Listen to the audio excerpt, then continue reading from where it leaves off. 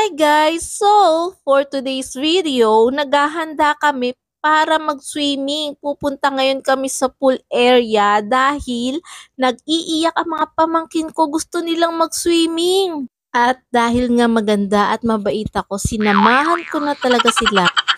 Ayan na nga at e-bike ang pinang-service namin papuntang pool area dahil tamad na tamad naman talaga akong maglakad sa ngayon. Medyo malapit lang naman 'to kung tutuusin, puwede namang maglakad. Pero dahil sa tamad akong maglakad, ayan na nga nag-e-bike na lang kami. Nandito na nga kami sa pool area. Biruin mo ba naman yung mga pamangkin ko, dumiretso talaga sa pool. Talagang iniwan ako mag-isa. Magbobomba na nga lang talaga ako ng salbabida nila para kahit papaano may lalaruin sila. Ayan na nga si Timtim, minamadali na ako. Kala mo naman napakadaling magbomba ng napakalaking salbabida. Excited na excited sila sa salbabidang binobomba ko. Hindi nila alam na nagkakandahirap na ako dito, oy.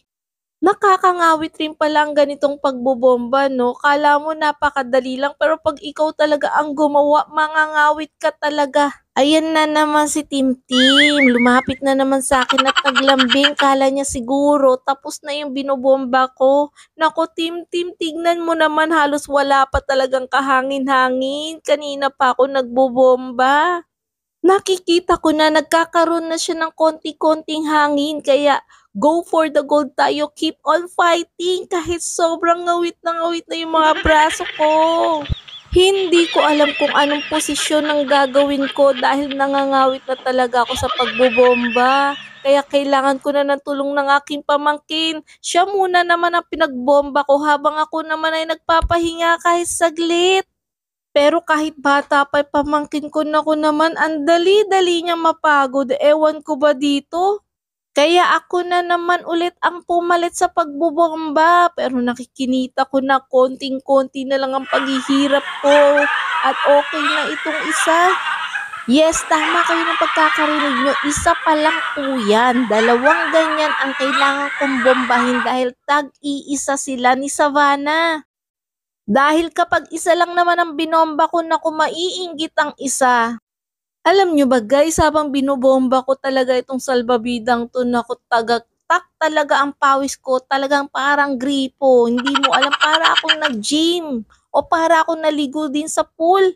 Kaya ayan, kailangan ko na naman ng tulong ng pamangkin ko. Sabi ko siya naman muna, pahinga ko kahit saglit na saglit lang. Naku naman, success talaga ang unang pagbobomba ko kaya ayan, pinaglalaruan na ng dalawang chikiting.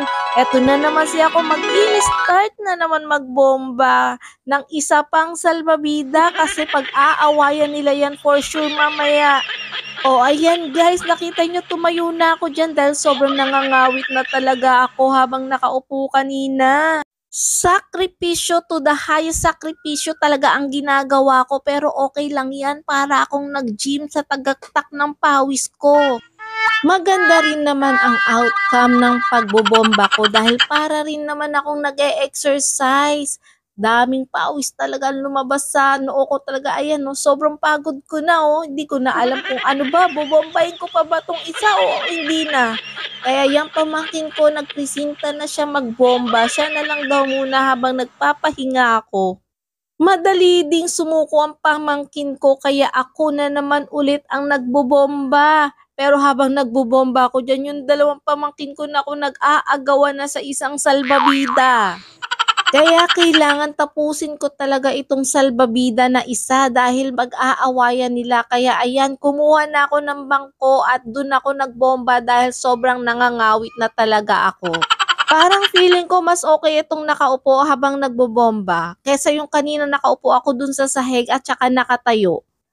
Kaya nga habang nagbobomba ako, tinitingnan-tingnan ko yung dalawang pamangkin ko dahil baka malunod. Hindi ako marunong lumangoy pero kaya ko silang sagipin dahil hindi naman ganun kalalim yung pool na yan. Ayan na nga at pinakiusapan ko ulit si Savannah na siya naman ang magbomba dahil konting-konti na lang, okay na, katapusan na ng aking paghihirap sa pagbobomba. Ayan na nga, chine-check na ni Savannah kung okay na at pwede nang tumigil kaya lang medyo malambot pa yung salbabida kaya yan binombahan ulit ni Savannah habang ako ay nagpapahinga.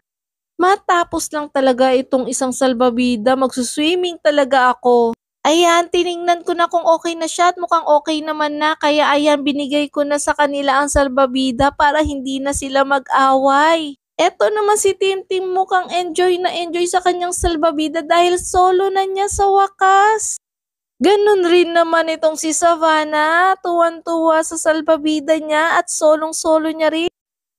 Kita mo naman ang tuwang-tuwa ng mga pamangkin ko kaya ako habang nag-iisip, ewan ko ba kung magsu-swimming pa ba ako o hindi. Pero ang naisipan ko talagang magsu-swimming na ako kaya hiniram ko muna ang salbabida kay Tim. Tutal naman ako ang nagkandahirap dito kaya hihiramin ko muna at maglalaro kami ni Tim.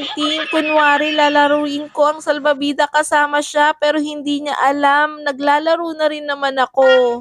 Ayan si Tim, relax na relax habang ako naman ay naghihila ng salbabida habang siya naman ay nakahiga. Pagkatapos ko naman magbomba na ako naman, babysitter naman ang labas ko ngayon. Pero nakakatuwa naman kasi habang nakikita mo silang tuwan-tuwa at masayang-masaya sa salbabidang pinaghirapan ko, ganun din naman ako. Ayan na nga, kaya habang dinuduyan ko si Tim at relax na relax siya, nag-iisip ako paano ko naman kaya makukuha o mahihiram sa kanya yung salbabida nang hindi siya umiiyak.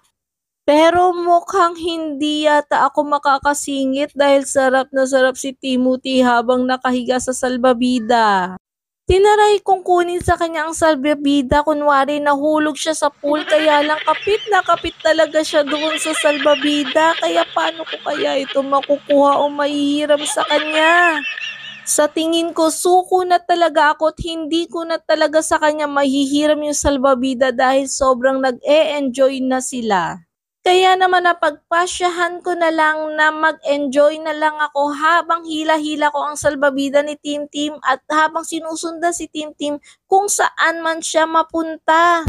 Tingnan mo naman si Ate Savannah, mukhang walang pakialam sa amin. Ayan na nga si Tim at ine-enjoy mag-isa ang salbabida. Talagang ayaw niyang may kaagaw. Kaya habang ako naman ay nakaupo at nagmamasid sa kanila, chine-check ko at binibidyohan ko sila dahil nakikita ko namang enjoy na enjoy sila. Ayan na nga si Savannah, oh. Hi pa siya ng hi, tsaka hello guys daw. Kamusta daw kayo? Maraming salamat guys sa panonood ng video namin ngayong araw na to. Hanggang sa muling video. Thank you guys!